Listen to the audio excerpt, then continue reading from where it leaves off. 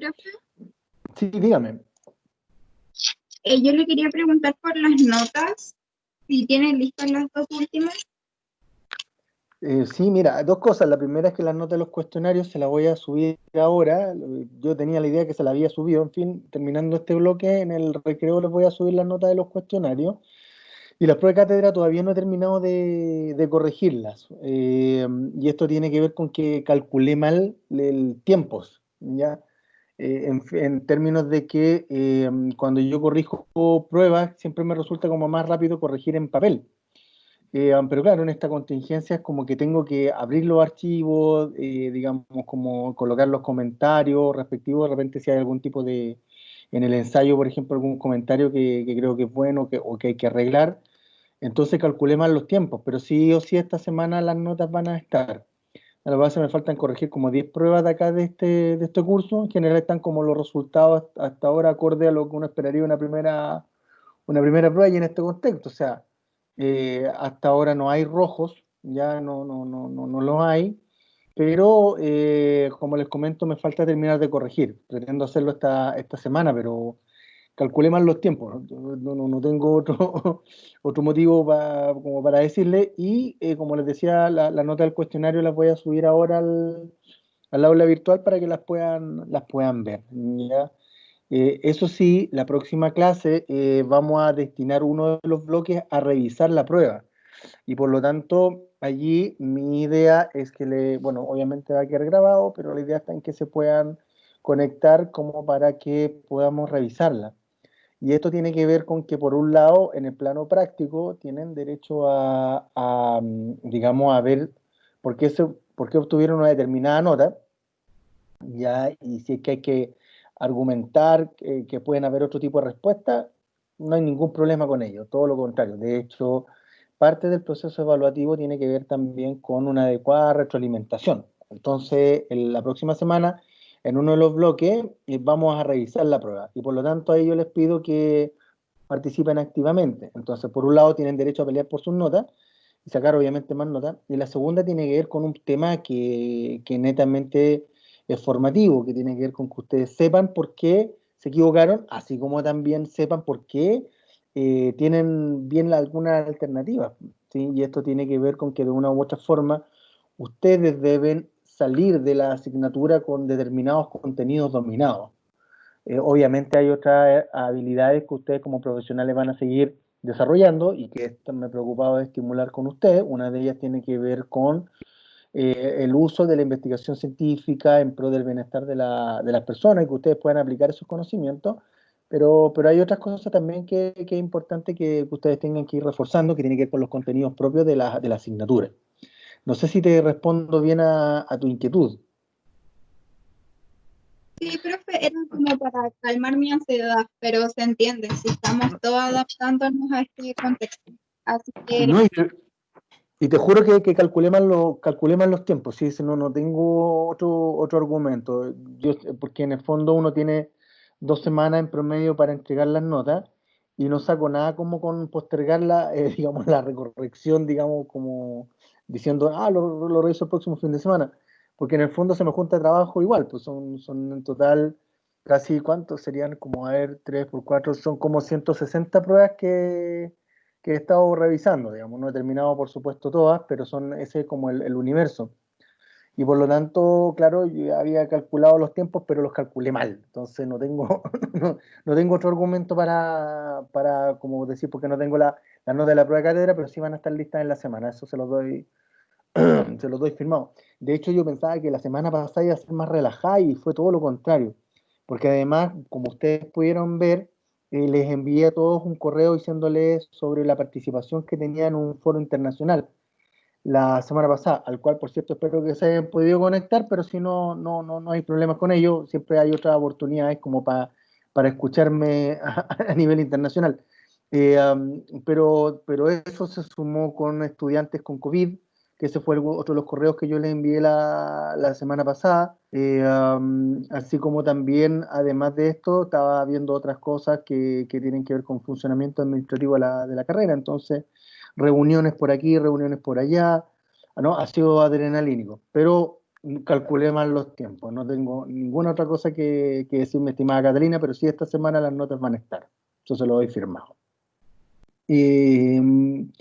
Ahora, lo otro, me he dado cuenta, y lo que he ido percibiendo, es que algunos de ustedes, ya algunas de ustedes, dejan, digamos, como la grabación, digamos, como la clase, yo sigo haciendo la clase y ustedes pueden descansar o hacer otras cosas, qué sé yo, porque pueden revisar, por supuesto, las grabaciones. En base a eso, y también he visto mis videos y de repente yo digo, alguien tiene alguna pregunta y a veces como que están todos, dejaron ahí nomás grabando el video para verlo después.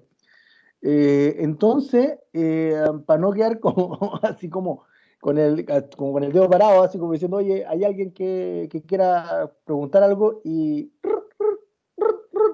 hayan grillos de fondo, yo voy a ir hablando, ¿sí? Si alguno de ustedes quiere preguntar algo, activa su micrófono y me pregunta. Ya yo no tengo ningún problema en ese sentido con contestar dudas, todo lo contrario. Pero también como para no ir haciendo esas pausas, ya voy a ir como hablando del material que tenemos que revisar en clases. Y por supuesto, si quieren preguntar algo, activan su micrófono como se lo estoy mencionando. ¿Ya?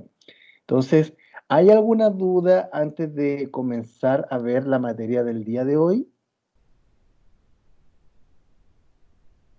Perfecto. Entonces, voy a comenzar a ver esto que tiene que ver con materia para la segunda prueba, ¿ya? Esta segunda prueba, que por supuesto se va a tener que desarrollar dentro de unas semanas más, yo me atrevería a decir que esta segunda prueba va a tener que realizarse a fines de junio, ¿sí?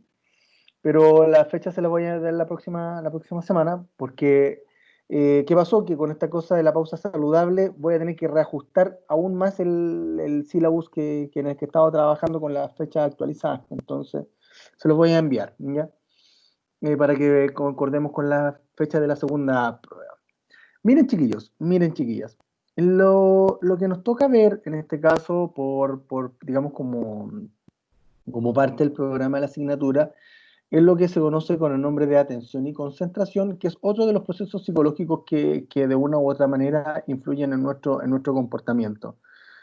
Voy a ir mirando rápido estas diapositivas porque de una u otra forma estas ya nosotros las estuvimos revisando en la clase antes de la prueba y probablemente se les tiene que haber olvidado bastante también porque ha pasado harto tiempo y también han visto hartas materias, así como en otras asignaturas.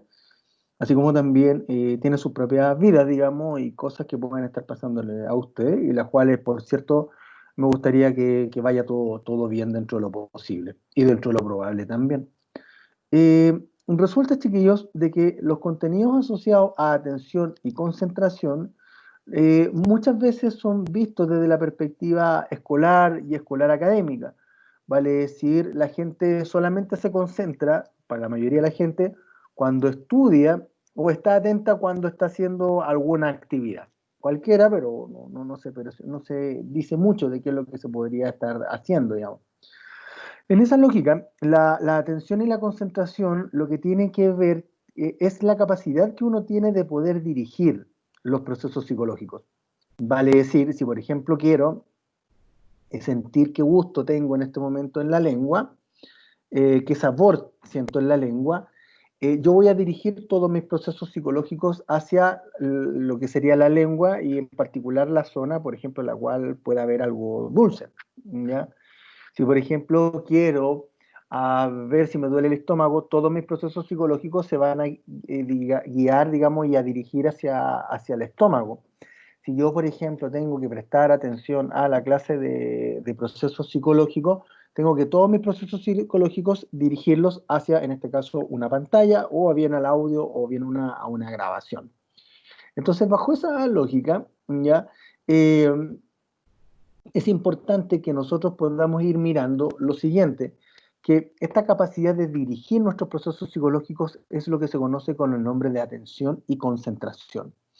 En la medida, por lo tanto, en que yo dirijo mis procesos psicológicos hacia un determinado estímulo, que puede ser externo, como la voz, por ejemplo, del profesor, claro, yo dirijo allí todo, en este caso mi funcionamiento psicológico, y gradualmente también dejo de ir prestando atención al resto de los estímulos que puedan estar alrededor de, digamos, como de mi voz, por decirlo así, o de la voz del profesor que le estoy prestando atención. Luego, mantenerse, por lo tanto, todo ese tiempo atento es lo que se conoce con el nombre de concentración.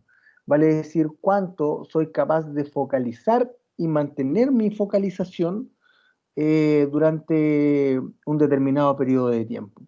Por lo tanto, cuando, por ejemplo, ustedes estudian para una prueba, ustedes dicen que están concentrados. Y eso quiere decir con que todos sus procesos psicológicos están focalizados por harto rato o por un determinado periodo de tiempo considerable en el estímulo, en este caso, en el objeto, en el cuaderno, en la grabación del profesor, en el apunte que subió, etcétera, etcétera. ¿Ya? Por lo tanto, esta capacidad de poder dirigir nuestros procesos psicológicos, pero también de mantenerlos un determinado periodo de tiempo en un determinado estímulo, es lo que vamos a entender y vamos a conocer como atención y concentración. ¿Ya? La fotito que aparece allí tiene que ver con que, claro, como les decía hace un momento, la gente tiende a asociar más atención y concentración al hecho de prestar atención y estar concentrado para leerse un libro o estudiar una materia. Pero en realidad, sobre todo en los deportes de alto rendimiento, la atención y la concentración juegan un rol fundamental. Fundamental para que, y veo esta perspectiva, medallistas olímpicos han tenido que estar durante 4 años practicando.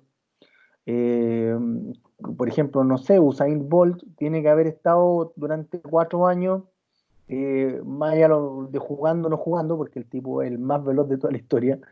El tema está en que él tiene que practicar todos los días y tiene que cumplir con una determinada marca, un determinado registro de tiempo, y por lo tanto allí no se pueden desconcentrar. Allí desconcentrarse, sobre todo cuando están en la Olimpiada, involucra echar al tacho de la basura 4 años de entrenamiento. Y muchas veces, sobre todo en el deporte de alto rendimiento, el ganar una prueba se define por detalles. Y esos detalles, obviamente, alguien que está 4 años entrenándose no quiere descuidar por ningún motivo. Entonces, por ejemplo, voy a dar otro ejemplo. Para cuando Chile salió campeón, digamos, de la Copa América, el 2015, y tenía que patear el penal Alexis Sánchez, claro, y pateó picando la pelota, como golpeándola un poquitito y como que se fuera dando como botecitos antes de entrar al arco. Y claro, en ese momento uno dice, oye, el tipo talentoso, el tipo con nervios de acero, y en general son esas dos cosas, pero también otra más tiene que ver con el tema de atención y concentración, porque no le puede pegar más fuerte, porque la puede tirar por sobre el travesaño, la podía tirar en realidad, o bien le podía pegar muy despacio y la pelota no cruzar la línea de gol. Entonces, en esa lógica, uno empieza, por lo tanto, a ir entendiendo que la atención y la concentración en los deportistas de alto rendimiento es un factor crucial, ¿ya? Entonces, ¿qué es lo que ocurre? Y esto es bien bonito que lo podamos ver, porque nos va a permitir mirar lo que es el déficit atencional con hiperactividad, que es un diagnóstico muy frecuente en los niños. No todos los niños tienen déficit atencional, por supuesto, y otros que sí lo tienen. Da para un debate bien largo en realidad. ¿Ya? Pero, sin embargo, este es el espacio universitario y lo tenemos que hacer, y lo vamos a hacer sin duda. Pero nos vamos a detener en este momento por lo siguiente. En general, chiquillos, desde que nosotros nacemos, nuestra atención y nuestra concentración ya se encuentran, por decirlo así, disponibles dentro de nuestro repertorio comportamental. Vale decir, dentro del conjunto de conductas con las cuales nacemos y que tenemos, ¿ya? Una de ellas tiene que ver con el tema de la atención. Pero no es una atención voluntaria. Vale decir, no es que el bebé, por ejemplo, la guagua de 6 meses, se esfuerza para mantener la concentración mientras uno hace sonar las llaves, por ejemplo, o algún juguete. No, sino que en general esa atención funciona de forma involuntaria. Y eso tiene que ver en el fondo con que hay estímulos que, dependiendo de su intensidad y dependiendo de sus características, pueden hacer que uno les preste atención. Por ejemplo, un ruido muy fuerte, probablemente, no sé, si a nuestro costado izquierdo escuchamos que empiezan a haber fuegos artificiales, lo más probable es que todo mi aparato perceptivo se va a dirigir hacia el lado izquierdo, ¿ya? Si por otra parte, por ejemplo, si ustedes se pegan cuando son niños, por ejemplo, ya hasta el día de hoy, si se pegan en la mano, se pegan en un dedo, lo más probable es que todo su cuerpo va a prestar atención en la zona en la cual ustedes se golpearon. En esa lógica hay reacciones, por lo tanto, que son involuntarias en nuestro comportamiento, y en el caso de, sobre todo de los niños, la atención tiende a ser más involuntaria que voluntaria. Y esto tiene que ver con que voluntariamente esto se va desarrollando, y ya alrededor de los 5 años, en promedio, los niños ya empiezan a ser capaces de poder prestar atención de forma voluntaria, ¿ya? Ahora, ¿por qué les comento esto de lo involuntario y lo voluntario? Porque cuando veamos este tema de la desatención, el déficit atencional, cuando veamos que hay algunos niños, algunas niñas que tenían los cuadernos en blanco a pesar de ir a clases, o bien poder extraviar muchas cosas, perder las témperas, perder los lentes, qué sé yo. Claro, uno puede decir de que a veces son niños donde son tan despistados y son poco atentos o tienen dificultades para concentrarse. Entonces, debido a esos aspectos es que se le pierden las cosas o no anotan nada. Pero en realidad, y esto es lo interesante, si a veces a algunos muchachos uno les pasa un PlayStation o si uno les pasa el celular, los chiquillos se concentran rápidamente, ¿ya? Entonces uno dice, bueno, ¿por qué en algunos casos se concentran más fácilmente y en otros no?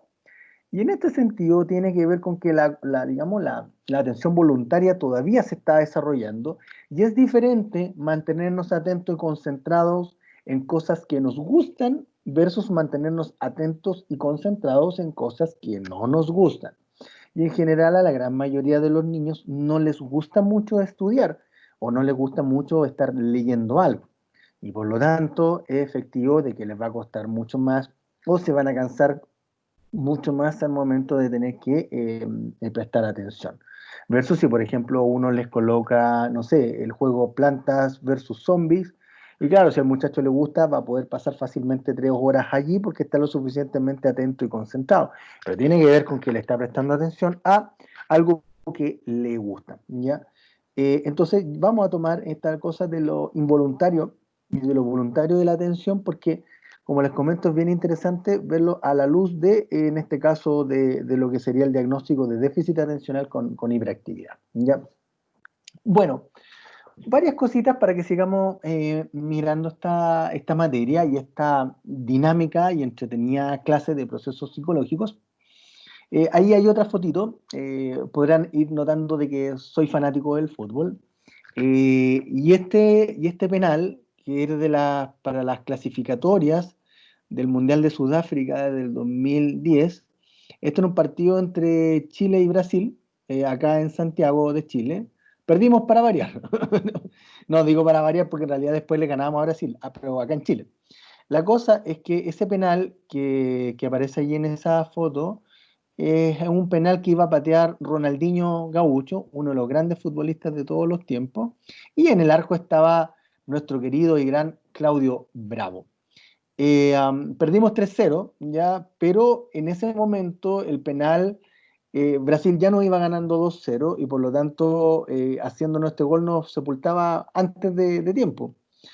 Y bueno, Claudio Bravo atajó el penal, ¿sí? Y se empezó de a poco a transformar en lo que es hoy día, que es uno de los grandes atajadores de penales del mundo. Yo me atrevería a decir de la historia de Chile, no sé si a nivel mundial, pero no estaría muy lejos, particularmente y sobre todo por el desempeño que tuvo en la Copa Confederaciones cuando le atajó 3 penales a la selección de Portugal. Y claro, Claudio Bravo es un tipo que se concentra mucho, pero esto es bien interesante, que también tiene que estar en un estado de alerta.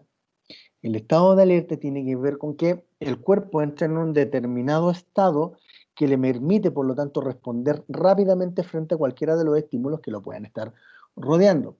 La alerta, por lo tanto, es un mecanismo que nos permite, como les decía recientemente, reaccionar rápido y, por lo tanto, resolver muchas situaciones que nos puedan estar ocurriendo. Pero también está el polo opuesto, que tiene que ver cuando la gente está muy hipervigilante, y sobre todo cuando han pasado por situaciones bien, bien traumáticas, bien complejas, y donde están muy sensibilizados. Entonces cualquier estímulo como que les llama la atención y no logran, por lo tanto, mantenerse focalizados en una determinada actividad. Por otra parte, cuando la alerta es cero, uno se encuentra durmiendo, y en general cuando uno duerme la alerta es bastante menor, ¿ya?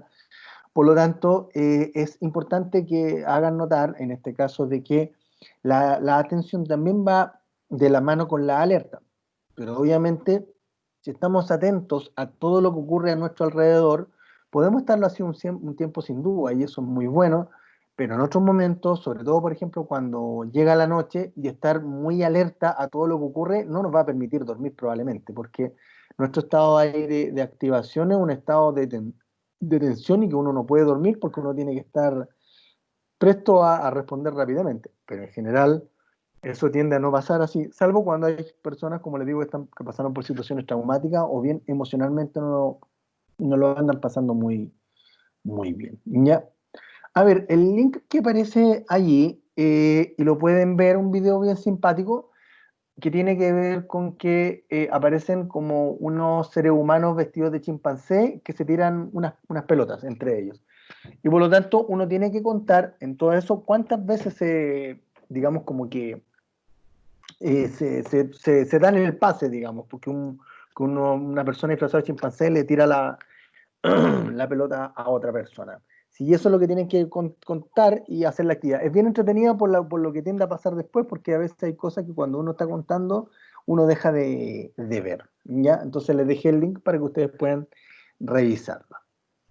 Bien, otros elementos que son importantes digamos, de considerar, ya hemos visto la atención voluntaria, la atención involuntaria, las características de los estímulos. Lo cierto está en que hay una determinada secuencia en la que uno va guardando la información en la memoria, ¿sí? Y sobre todo como parte de la experiencia, de los aprendizajes que uno tiene. Y esto tiene que ver con que este proceso, que tiene un determinado estímulo, ya voy a inventar clases de procesos psicológicos, ¿sí? Requiere o genera algún tipo de atención o algún tipo de concentración en cada una de ustedes, ¿ya? Y por lo tanto, en esa lógica, una vez que uno se encuentra atento, uno se encuentra lo suficientemente concentrado, lo que tiende a pasar es que toda esa información tiende a quedar guardada en nuestra memoria. Digamos, el aparato digamos, de nuestro procesamiento psicológico, que lo que hace es guardar y almacenar la información que estamos diariamente recibiendo. El asunto está en que esta relación, como uno puede ver, lineal, porque aparece un estímulo, aparece una flechita y se activa la atención y la concentración, y después se activa la memoria, no siempre tiene esa cosa como tan lineal y tan clara, porque muchas veces se nos olvida, o por lo menos desde acá, desde toda la investigación, de que la atención también depende de una serie de procesos, ¿ya? Procesos que van desde de que a veces existe mucho ruido alrededor y por lo tanto no puedo lograr como focalizarme, ¿ya? Es como, por ejemplo, que si ustedes van caminando a algún lugar y van escuchando música, eh, y no encuentran la dirección que les dieron, lo más probable es que ustedes le van a tener que bajar el volumen a la radio, ¿sí? Porque en el fondo la estimulación que tienen en ese momento es muy alta, es muy excesiva, y por lo tanto uno no logra mantener la atención, uno logra, digamos, como mantenerse concentrado. Por lo tanto, y en esa lógica, a veces la estimulación es mucha alrededor valga la redundancia, el estímulo, y por lo tanto puede costar, digamos, como concentrarnos. Pero también hay otro tipo de estímulos que muchas veces pueden sonar aburridos, por llamarlo así, de forma más concreta y clara, y por lo tanto, como no existe mayor atracción uno le pierde el interés a eso que uno está estudiando y por lo tanto uno empieza a comenzar a no prestar atención, a dejar de prestar la atención y la concentración suficiente. Entonces, claramente los estímulos ambientales van a influir en todo este proceso, ¿sí? Por otra parte, cuando uno habla como de atención y de concentración que se dan dentro de un organismo, por eso están en el círculo de ahí de al medio, y que muchas veces podemos estar muy cansados, y como estamos cansados, no necesariamente nuestros procesos psicológicos se activan inmediatamente. Por lo tanto, y bajo esa lógica, muchas veces el estar cansados, el estar concentrados, depende de lo que hemos comido, si hemos dormido o no hemos dormido, si hemos ingerido alcohol o no hemos ingerido alcohol, lo que sea. Lo que vamos a ir mirando es que muchas veces todo esto se puede sumar a problemas personales, cosas que nos pueden estar ocurriendo dentro de nosotros y que pueden, por lo tanto, llevar a que uno no pueda, por ejemplo, uno no pueda estudiar. Pues yo no sé si a lo mejor ustedes han tenido alguna desilusión de pareja, por ejemplo, o bien, ¿cómo decirlo? Eh, el quiebre con su pololo, su polola, o ni siquiera como pololeo, pero una relación de pareja importante, que a lo mejor la cosa no llegó a buen puerto. Y en ese sentido nos empezamos a encontrar, por lo tanto, que a veces nos puede costar concentrarnos y mantenernos concentrados porque a veces hay problemas del corazón que la razón no entiende y en esa lógica probablemente el no considerar los problemas personales como un factor que puede influir en nuestra concentración puede hacer que sin duda uno, si trata de concentrarse o forzarse, a veces uno no logra conseguir muchos resultados, ¿ya? Por lo tanto, los problemas personales también y obviamente van a influir en lo que uno termine finalmente reteniendo, ¿sí? Luego, a ver, ¿qué factores podemos encontrar con respecto a, serían como los factores que influyen en la atención y en la concentración? Sin duda nos encontramos con que la motivación y el interés ayuda harto, ¿sí? Eh, yo no sé si alguno de ustedes toca algún instrumento musical, pero cuando a uno le gusta tocar un determinado instrumento, en general uno puede pasar harto tiempo en, digamos, como practicándolo, ¿sí? Me esperan un minutito, chiquillos, que me estoy recibiendo una llamada telefónica. Esperen un...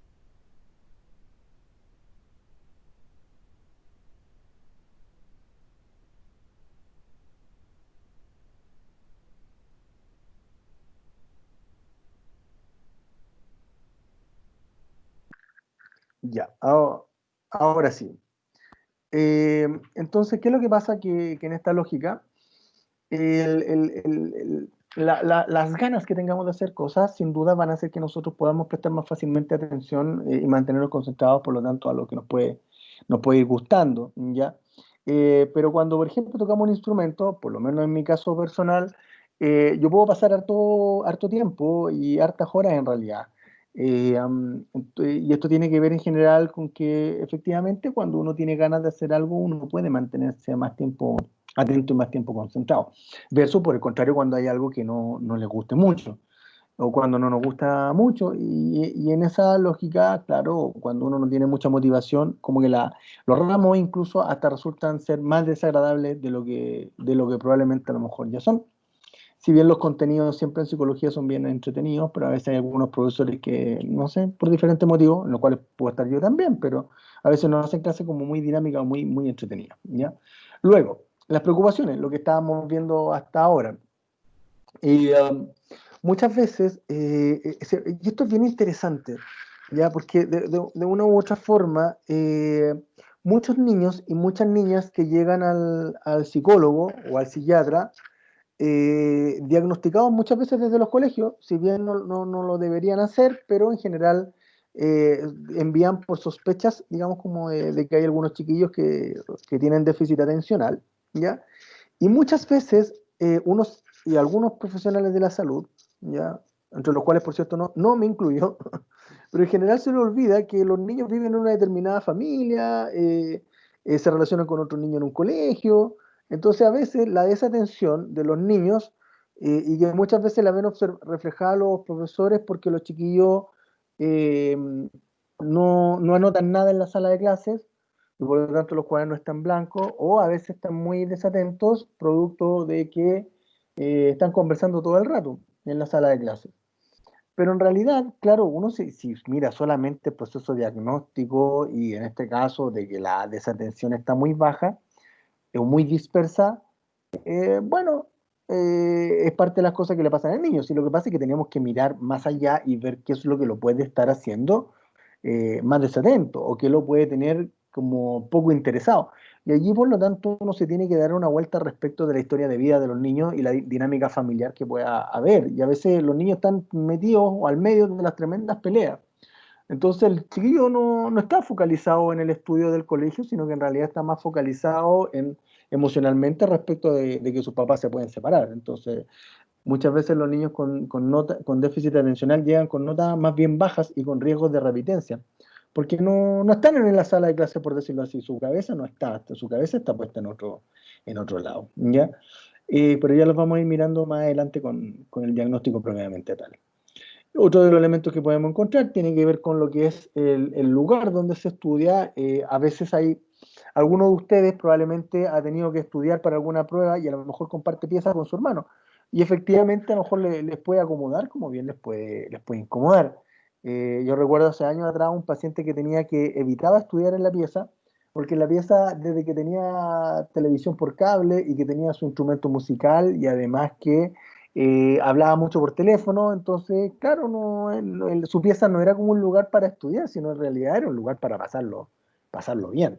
Entonces, siempre es bueno encontrar como espacios donde uno pueda estudiar y que puedan ofrecer como, de alguna u otra forma, como la posibilidad de que no haya mucho ruido, como para que uno no se distraiga o uno deje de perder concentración, ¿ya?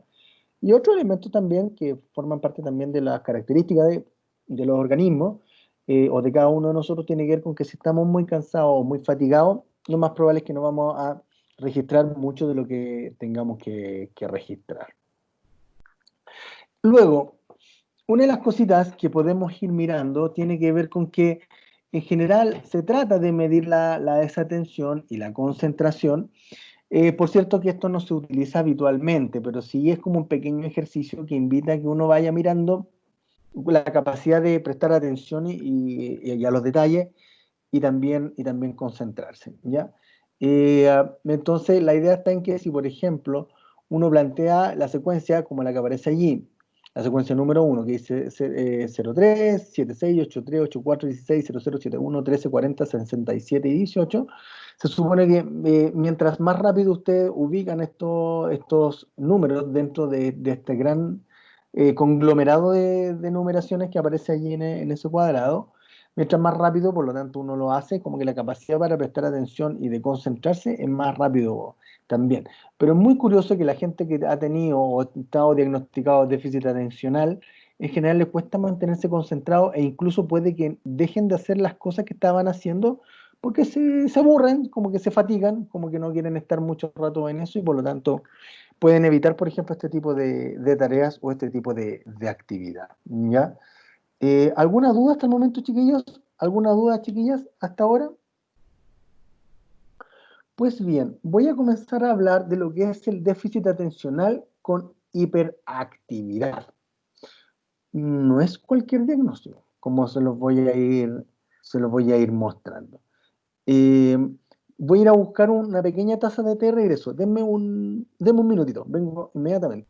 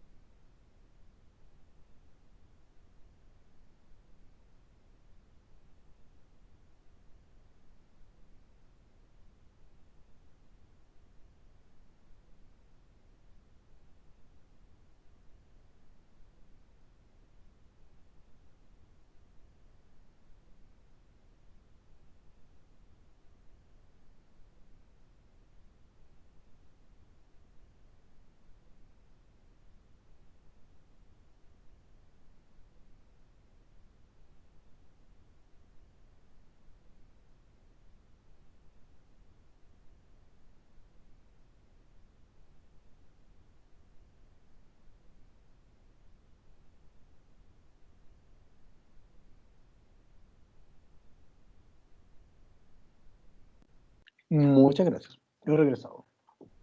Bien, miren.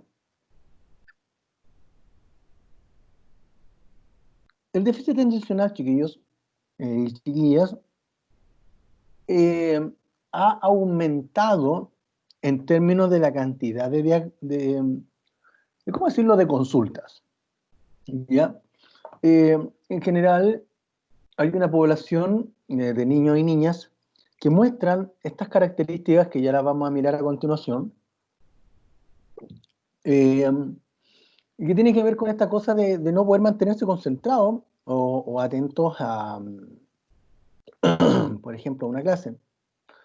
El tema está en que lo que vamos a comenzar a mirar ahora es que, en general, hay niños que realmente por su capacidad de no poder concentrarse, pueden repetir. ¿Ya? El análisis que vamos a ir mirando ahora tiene que ver con qué tan nocivo es reprobar o no reprobar. Probablemente alguno de ustedes ya reprobó, ya en algún colegio, ya, o incluso si en algún momento ya han estudiado alguna carrera universitaria o técnica, a lo mejor reprobaron alguna asignatura. Lo cierto está en que si uno dice si es un hecho grave, en realidad como que eso va a variar en caso a caso, porque hay algunos que efectivamente le hace mucho daño porque pierden a sus amigos, con los que se juntaban en el colegio, y claro, porque sus amigos pasaron de curso, y él o ella no pasó. En otros casos lleva a que si reprueban, porque están sacando bajas notas, va a haber que probablemente medir cómo anda el funcionamiento intelectual, vale decir el CI, el coeficiente intelectual. Da para harto este tema, y da harto porque hay colegas que dicen que existe el déficit atencional, digamos con hiperactividad, pues ya les voy a decir por qué se habla con hiperactividad también, pero claro, hay otros que en cambio que dicen que no existe. Ya, algunos que dicen que en el fondo esto tiene que ver con que se agrupa un conjunto de síntomas y no se ve el niño, y otros que en realidad dicen que por ejemplo, el niño, si es desatento, no es un problema del niño, sino que es un problema para la familia porque no sabe qué hacer con eso. Lo que vamos a comenzar a ver ahora, por cierto, muy acotadamente, tiene que ver con la postura, y más que como la postura de la cátedra, ya, y mi postura, sino que la postura del estatus actual de la investigación en respecto de este diagnóstico, y es que el diagnóstico sí existe. Lo que ocurre es que la invitación para todo colega es tratar de ver qué es lo que le está pasando a ese niño, qué es lo que le está pasando a esa niña. Si tiene 4 años, le va a costar obviamente concentrarse porque su cerebro todavía se está desarrollando. Pero si tenemos un chiquillo de 11 o de 12 años que le cuesta mantenerse concentrado, hay que mirar en las relaciones familiares, en su historia de vida, la relación de este muchacho con su papá o la relación de esta muchacha con su mamá, como sea, pero hay que mirar qué es lo que le puede estar pasando a este niño, ¿ya? Con el fin de prevenir que puedan haber problemas mayores. En la mayoría de las veces uno se detecta con problemas bien complejos y por lo tanto el diagnóstico de la desatención ni siquiera desaparece por hacer eso, porque en el fondo el niño sigue teniendo dificultades para mantenerse concentrado igual. Y por lo tanto hay que ver de qué forma el niño vuelve a retomar, no es el interés, pero sí por lo menos mantenerse más concentrado en las actividades escolares y a su vez también recibiendo ayuda respecto de cómo resolver las cosas que están pasando en su familia. Y si hay que atender a los papás, que claro, no tiene mucha conexión, por decirlo así, o planteándolo como ejemplo, sabe que yo como papá no sé por qué estoy viniendo a terapia, si en el fondo mi hijo es el desatento, mi hijo es el que se le pierden los lápices. Pero claro, resulta que la desatención, en este caso, puede estar provocado por otras dificultades que pueden haber a nivel familiar, e incluso la investigación ha mostrado de que a veces cuando hemos sido despistados o nosotros mismos no somos muy buenos para mantenernos concentrados, no es raro que nuestro papá o nuestra mamá también haya pasado por lo mismo. Hay una investigación, es allí, toda una línea que es bien bonita, donde empiezan a hablar de que muchas de las cosas que nosotros tenemos que, como biológicamente, tiene que ver con condiciones que heredamos de nuestros papás y de nuestras mamás. Entonces, Probablemente nuestros papás también eran bien inquietos en la sala de clase o nuestra mamá también era muy inquieta en la sala de clase. Eh, por lo tanto, en esa lógica, a todo esto no hay ninguna pregunta, ¿no? Perfecto. Entonces, sí, dígame. Tengo una duda respecto a la imagen, ¿Ya? que lo anaranjado, ay, lo cambió parece. Ah, no, No, no, lamento. no regresé. Eh, lo anaranjado dice que es la actividad que se muestra. Entonces, en la persona que tiene déficit atencional, se supone que tiene porque no hay tanta actividad, como que no Claro, entendí bien la imagen. ya no te preocupes, mira, yo te voy a explicar bien. Mira, esta imagen lo que va haciendo notar tiene que ver con lo siguiente, con que el funcionamiento cerebral de cada uno es incuestionable, ya como opera. Y si sobre todo si tenemos algún daño a nivel cerebral, algún golpe en la cabeza, sin duda puede afectar de manera crónica alguna de nuestras funciones cognitivas. Por cierto que nuestro cráneo es suficientemente duro y lo mismo que también toda digamos, el líquido que rodea al cerebro y que también logra amortiguar los golpes. Si no, estaríamos fritos y tendríamos mucho daño orgánico. El tema está en que el nivel de actividad del cerebro del niño en general tiene variaciones. Y estas variaciones tienen que ver con que el cerebro de algunos niños es muy activo, y esto tiene que ver con que si es activo es porque el niño también imagina mucho y el chiquillo ocupa su cabeza para resolver problemas. En cambio, en los niños con déficit atencional, ya, por eso quiere decir no ADHD, que tiene que ser como sin Attentional Disorder, ya que es como la sigla en inglés, ¿ya? En cambio, el chiquillo que tiene déficit atencional, vale decir que presenta ADHD o ADHD, ¿ya? O TDAH, que es como la otra sigla que se da en español, ya el cerebro en general no tiene un nivel de actividad mayor. Y en general, de hecho, muchas veces los electroencefalogramas muestran que a veces los niños de 6 años no es que sean desatentos, sino que su cerebro todavía es muy inmaduro, su cerebro todavía está creciendo y por lo tanto no tiene mucha actividad, digamos, como en esa lógica de que el niño por sí mismo pueda pensar o resolver cosas, sino que en general es como el niño que no logra resolverlas. Y por lo tanto existen diferencias biológicas bien interesantes.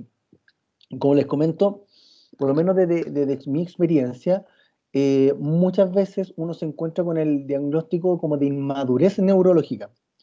Y no es como un diagnóstico propiamente tal en términos de que aparezca en el manual de diagnóstico de los trastornos mentales, que el DSM, ya lo van a conocer en tercer año.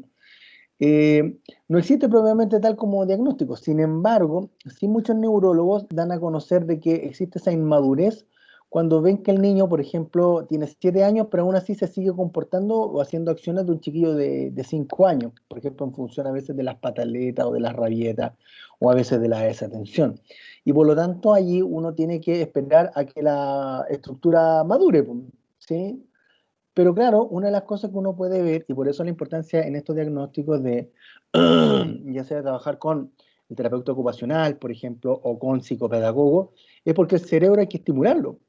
Y una de las cosas que ayuda mucho a estimular a los niños, no tan solo tiene que ver con cantar con ellos y ver si es que identifican los números, también ayuda mucho que uno les pregunte, por ejemplo, qué hicieron ayer o qué tienen que hacer mañana. Y esas preguntas de orientación temporoespacial no son cualquier tipo de pregunta porque de una u otra manera es una de las cosas que nuestro cerebro empieza a aprender y que tiene que ver poder orientarse en el tiempo. Entonces, bien interesante, por lo tanto, cuando los chiquillos tienen algún grado de inmadurez neurológica, ver hasta qué punto uno puede ir estimulando, digamos, como esa estructura, para que así, por ejemplo, el muchacho pueda prestar atención y mantenerse concentrado por sí mismo. No sé si me entiendes o se entiende o quedas con más dudas. Sí, profe, de hecho me aclaró mucho porque yo pensaba que era todo lo contrario, como a veces que se dice que hay niños que son como súper inteligentes, que tienen demasiada estimulación, que ¿Eh? demasiado y a ese tipo de niños se tiende a relacionar como la hiperactividad, pero como que claro, neurológicamente es lo contrario. Claro, mira, y de hecho una de las cosas que vamos a ir mirando acá, por ejemplo, tiene que ver con que una cosa es ser inquieto y la otra cosa es ser impulsivo, ¿ya? Y en general, en la impulsividad, uno nota, uno nota que el chiquillo hace las cosas y después piensa, y en realidad piensa bastante después. Y por lo tanto, el chiquillo no logra dirigir como estas ganas que tiene, por ejemplo, de, no sé, ya perdió jugando PlayStation, eh, y claro, y le dio tanta rabia que quiere tirar el joystick. Entonces, el niño hiperactivo, por ejemplo, no necesariamente va a tirar el joystick, de hecho, lo más probable es que no lo va a tirar, porque es inquieto nomás. Ya, o sea, le va a costar mantenerse sentado. Pero hay otros que son más impulsivos y que por lo tanto no logran frenar esta rabia y actúan nomás, y lo patean todo cuando se enojan, o rompen los joysticks y ya nadie les quiere comprar joystick porque en realidad ya ha roto tres, pues ha roto cuatro cuando no le resultan, los patea, qué sé yo, los pisa, no sé, pues cuando se enojan. Entonces, vamos a ir mirando, como les comento, porque este diagnóstico es bien frecuente, y una de las cosas que tiende a pasar es que la gente cree que la desatención pasa en el tiempo, ya vale decir como que llega a cero cuando uno crece, pero en realidad no, lo que muestra la investigación es que uno aprende a voluntariamente, ya, porque yo decido prestar atención y yo decido prestar más concentración a algo que no me gusta, y eso lo puedo hacer. Pero aún así, hay adultos que tienen déficit atencional y que se les nota porque se les siguen perdiendo las cosas hasta el día de hoy, y muchas veces están como sentados y están moviendo los pies o las piernas, y en parte porque hay una inquietud motora también que no desaparece, que disminuye, pero no desaparece. Entonces, vamos a ir mirando como todas estas cosas, como le digo, un diagnóstico que es bien entretenido. ¿Sí? No sé si quieres comentar algo más. ¿No? Profe, yo tengo una Me pregunta. quedó clarita. Gracias, amiga. Felipe, cuéntame. Entonces, ¿eso quiere decir que el déficit de atención es para siempre? Buena pregunta. Yo te diría que cuando la gente toma conciencia y cuando la gente se entrena, el déficit atencional desaparece, ¿ya? En otros casos, por ejemplo, puede ser hasta muy adaptativo, porque hay tipos de trabajos en los cuales las personas deben y requieren muchas veces de estar en distintos lugares y por lo tanto tener una atención más dispersa les puede permitir ubicarse en las distintas cosas que tienen que hacer. Hay otros, en cambio, y que muchas veces tiende a pasar en los estudiantes universitarios, y que después se les pasa, como te digo, y es que de repente no saben cómo organizar una rutina de estudio. O por ejemplo, si se van de viaje a algún lugar, no se llevaron el cargador, no se llevaron el desodorante, y ya, está bien que uno no lo lleve una vez, ¿sí? Lo que pasa es que hay gente que le pasa como constantemente. Nadie se muere por desatención, sin duda, no es una, digamos, una condición que afecte la mortalidad, pero sí que nos puede llevar a cometer accidentes y accidentes muy, muy graves, sobre todo cuando uno va manejando, por ejemplo. Entonces, si tiene cura, tiene cura, eso no hay problema. Si el tema está en que muchas veces, como te comentaba hace un rato, hay que mirar si este estudiante universitario que es desatento es por un tema de inmadurez neurológica, que ya en esa etapa en general como que no se da mucho, o bien tiene que ver con que está pasando por algunos problemitas personales, emocionales, familiares, etcétera. Entonces, en algunos contextos, yo te diría que, claro, la gente se puede mantener desatenta durante mucho tiempo, muchos años, pero sí puede disminuir y puede desaparecer, pero al menos se puede entrenar, y eso sin duda. Y como te comento, pueden haber adultos que tengan desatención. Y de hecho ha ido agarrando harta fuerza en los adultos el tema de decirte que tienen déficit atencional, porque de una u otra manera o no notan cosas, o evitan, por ejemplo, no sé, estudiar o trabajar. Pero claro, la desatención, y como yo les voy mostrando, no tan solo incluso influye respecto de lo que aprendemos, sino también de nuestra autorregulación emocional. Y cuando las personas tienen mayores niveles o capacidad para prestar atención o poder concentrarse, tienden a ser más autorregulados emocionalmente, como más equilibrados emocionalmente, por llamarlo así, versus los que son más desatentos, que en general andan como más desregulados, como más impulsivos, como menos tolerantes a la frustración, eh, eh, y por lo tanto muchas veces hacen cosas sin pensar. No sé si va por allí lo que me estás preguntando o comentando, o quieres, por ejemplo, hacer algún comentario para aclarar lo que estamos hablando. Sí entendí, profe, gracias. Bueno, miren, ¿qué sintomitas o síntomas aparecen en el diagnóstico de la desatención? Hay gente, o por lo menos los niños, que uno les habla y las personas como que reaccionan tardíamente. Entonces uno le dice, oye, ¿cómo estás? ¿Qué? Oye, no, ¿cómo te ha ido en el día? Ah, sí, sí, sí, sí, sí, bien. Eh, y llaman la atención porque uno dice, chuta, ¿qué le pasa a esta persona que no está acá como presente, por decirlo así? ¿En qué estará pensando? En el caso de los niños, le tiene que haber pasado probablemente a alguno de ustedes cuando eran niños y quizás hasta el día de hoy, es que su abuelito, su mamá o su papá, con quienes vivan, lo llaman para comer y como dirían los adultos, le entraban las cosas por aquí y le salían por acá. Entonces, no sé, po, Jorge a almorzar, y Jorge no contesta, po. Jorge a almorzar, Jorge, ¿qué? Ese grito es muy bueno, ¿qué? Ven a almorzar, ya. Sí, y la mamá muchas veces, por ejemplo, se empiezan a quejar de que no es la primera vez, que le dicen una, dos, tres veces y no reacciona. Y uno puede decir, podrían ser síntomas de déficit de atención, y la verdad es que sí coincide con el tema. Frecuentemente no presta atención a detalles y comete errores, descuido en las tareas escolares, trabajo u otras actividades. En general, los chiquillos cuando tienen déficit atencional, como que no son muy cuidadosos al hacer algo. Uno empieza a ver sus cuadernos y sus cuadernos están con diferentes tipos de letras, como que no tienen una dificultad, por lo tanto, como para ordenar lo que están haciendo. ¿Ya? De hecho, suele pasar, y esto es bien interesante, que pues les puede ocurrir a algunos de ustedes, que ustedes pueden ir caminando hacia sus piezas, a sus habitaciones, y llegar allí y decirse o preguntarse, ¿a qué vine? ¿Ya? Y por lo tanto, obviamente, un buen ejercicio de concentración es que si ustedes dicen, ¿verdad que venía, no sé, pues, a buscar el cargador del teléfono? Perfecto, uno habla de que existe una buena forma para recuperar la información, pero hay otros que no, pues. Hay otros que llegan a la pieza y como dicen, y aquí vine, digamos, no me acuerdo, que tengo mala memoria, etcétera, etcétera, etcétera. Pero en general tienden por lo tanto, como a ser muy descuidados con las cosas que hacen. No siguen las instrucciones hasta el final, no terminan las tareas. Entonces, probablemente algunos de ustedes cuando eran más niños empezaban a hacer algo, pero en realidad terminaban haciendo otra cosa.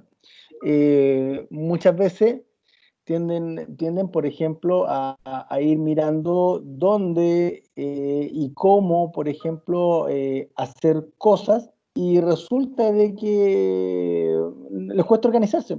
No sé, por ejemplo, es muy frecuente de que, por ejemplo, les puede pasar a alguno de ustedes, si tienen que ordenar su pieza, no terminan de hacerlas porque van apareciendo diferentes cosas. Pues. Entonces, si empiezan a ordenar, por ejemplo, la cama, van a mirar que, no sé, por ejemplo, al celular le hace falta energía, entonces van a conectar el celular y una vez después de haberlo conectado, van a empezar a revisar como las cosas que han aparecido en Instagram y en eso que después se van a parar y van a mirar el closet desordenado y a lo mejor ahí van a querer ordenar algo y en ese orden a lo mejor les va a dar sed y van a ir a la cocina a buscar agua, pero no terminan nada de hacer, no terminan de hacer las cosas, como que las van como acumulando.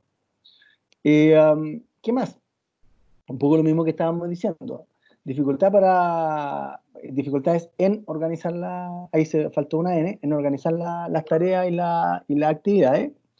En términos de que de una u otra forma, y esto es bien interesante, porque la atención y la concentración nos permiten hacer cosas.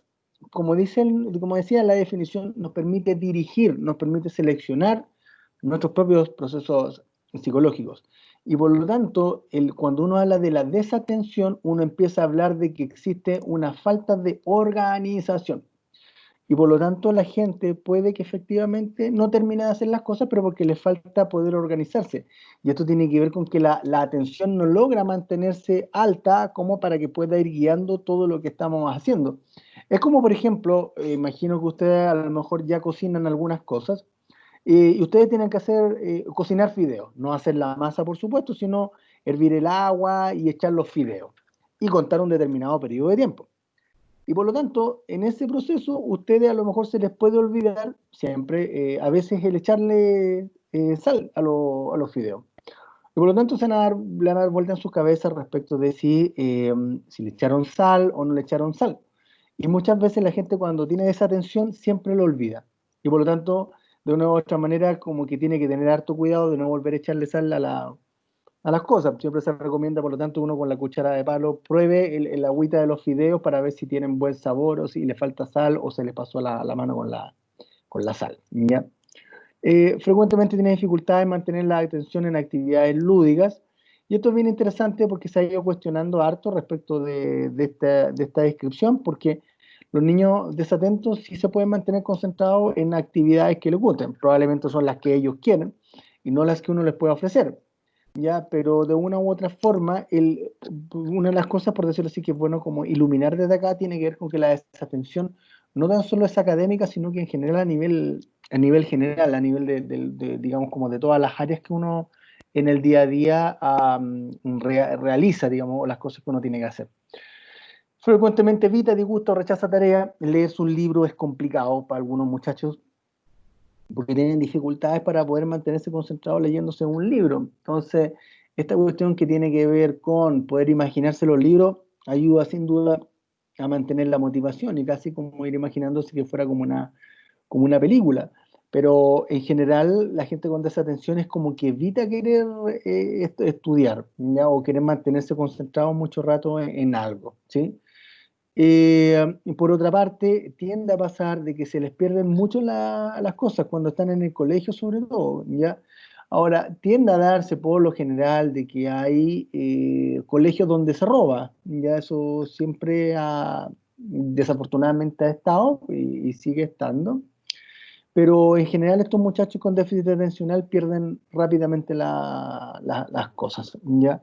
Hay muchachos que pierden las témperas, hay muchachos que pierden los lentes.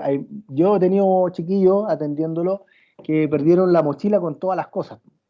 Y claro, uno puede sospechar de que la podrían haber robado sin duda, pero en general como que los muchachos dejan las cosas tiradas y salen como impulsivamente a jugar y no logran como estar mirando sus cosas donde están constantemente o poder dejarlas de forma ordenada, ¿ya?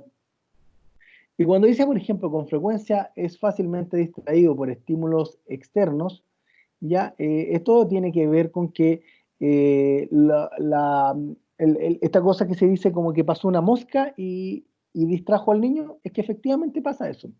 El niño si está estudiando, si está prestando atención y hay algún tipo de estímulo o de ruido que se dé en el lugar donde está, el niño probablemente va a perder la concentración, va a perder este foco de atención y se va, por lo tanto, digamos, como ¿cómo decirlo? Empieza a focalizar en otras cosas que no es lo que se está estudiando.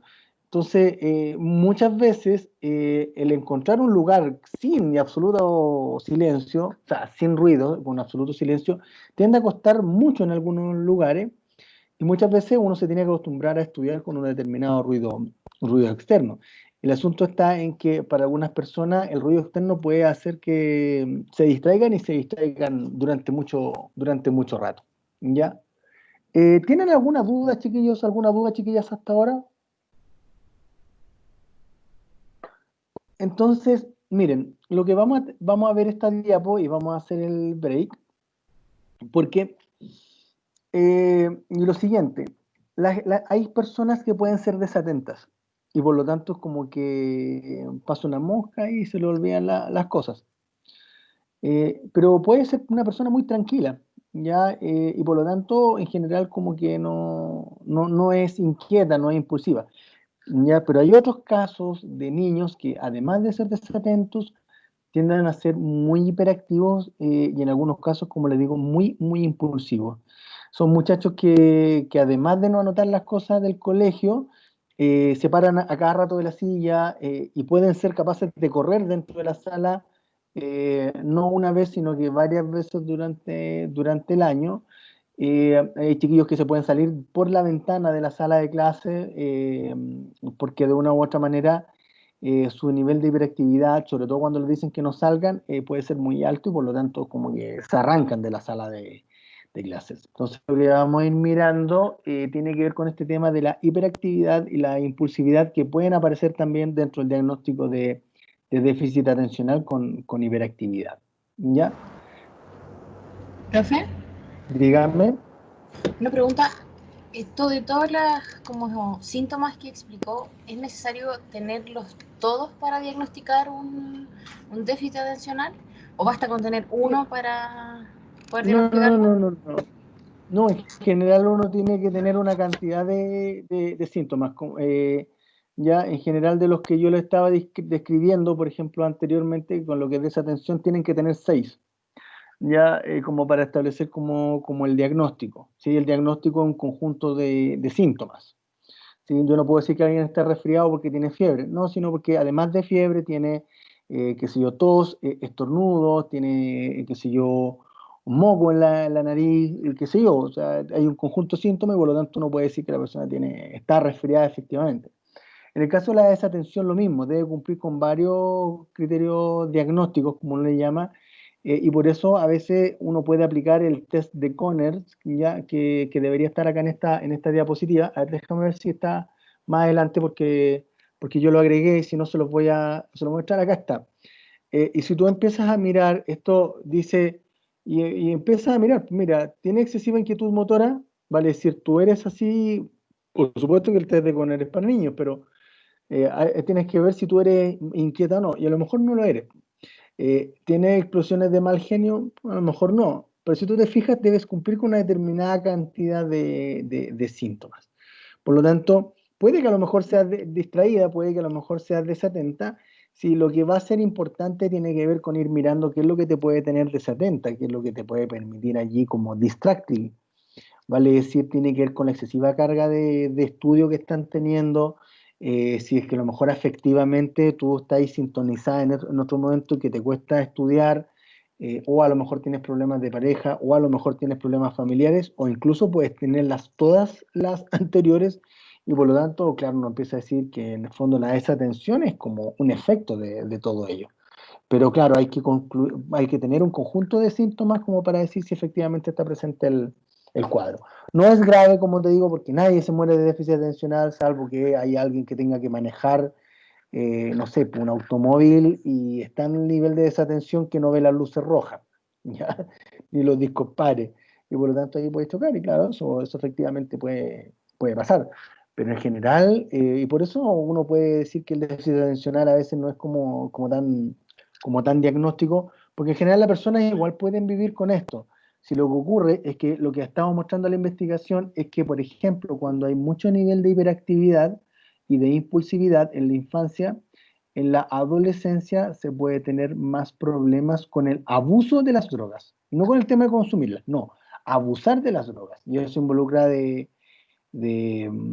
cómo se llama, de que no, más allá de la cantidad de consumo, es el impacto que empieza a tener a nivel de la vida de las personas.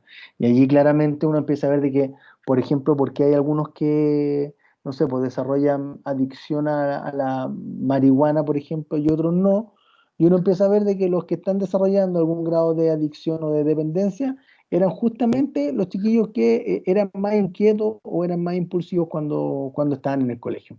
Esos estudios longitudinales son muy lindos porque en el fondo hablan un poco de cómo va a ser el curso digamos, de vida de uno y las cosas que uno podría tener. Y en general, cuando hay hiperactividad, lo que ha mostrado la investigación es que en adolescencia se puede desarrollar abuso de sustancias. Porque si cuando chico quería todas las cosas al tiro y rápido y ya, en adolescencia también pasa lo mismo y en el tema de abuso de sustancias específicamente. No sé si se entendió o no se entendió. Sí, profe, gracias. ¿Ya? Profe, ¿tengo una pregunta? Dígame, ¿Esto desde qué edad se puede diagnosticar? desde los 6 años en adelante. Ya.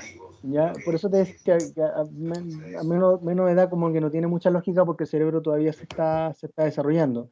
Lo que pasa es que, claro, hoy día el modelo educativo acá en Chile hace de que los niños ya a los 6 años, si la profesora les dice escriban la palabra mamá, ya se espera que los niños la hagan. Pero hay otros, cuando la profesora empieza, y uno habla con profesora, uno empieza a ver que algunos están mirando la ventana, pues, ¿cachai? Y no hacen la actividad.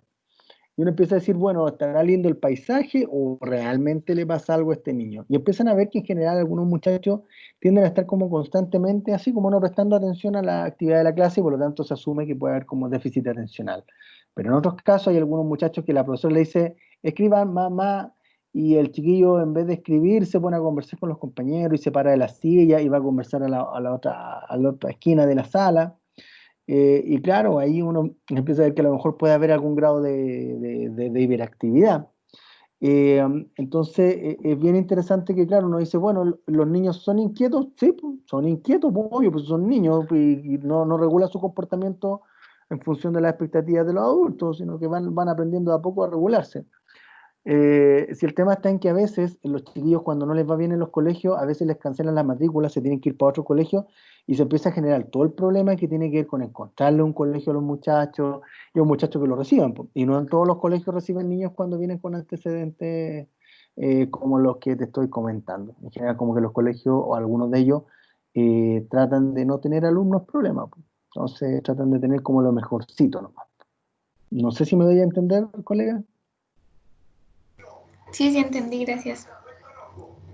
Entonces, cuando son las 15 horas con 30 minutos, me voy a volver a conectar a las 15 con 50 minutos. Ya, chiquillos, así que les voy a dar un 20 minutitos de break. Nos vemos. Nos vemos, profe.